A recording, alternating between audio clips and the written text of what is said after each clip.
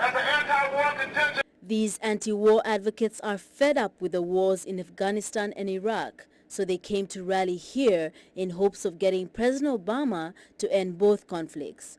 Aboyami Azikiwe said he came because he's against the trillions of dollars being spent on the wars. We feel very strongly that the $800 billion annual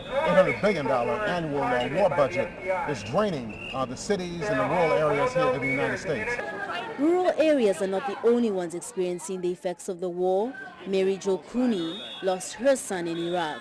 She says she's disappointed by the government's slow progress in implementing a war exit strategy. I think that the president has requested an exit strategy from the senior military advisors who have failed to give it to him. But they have requested more troops. President Obama sent 30,000 additional troops to Afghanistan and increased military spending. Trillions of dollars are going to the war, but that's not the main problem. Soldiers are having post-traumatic stress syndrome, and it can lead to suicide, especially for those having multiple deployments to war zones. I suffer from post-traumatic stress, although it was such a stigma on mental, until I didn't even realize some of the things that was going on. I was embarrassed and ashamed to let somebody know that I had a mental problem.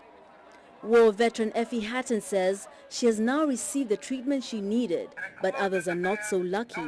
Mary Jo Cooney says a lot of returning soldiers stay silent because of the stigma associated with PTSD. It's because of the stress of the repeated deployments and the fact that the military does not have adequate mental health professionals to deal with the veterans when they return, and there is still a culture among the military of being fearful of reporting any kind of mental illness or stress as a result of a deployment, because people fear rightly that it will impact their promotion. The group Iraq Veterans Against the War is trying to put a stop to this. They launched Operation Recovery, a campaign to stop the deployment of traumatized troops.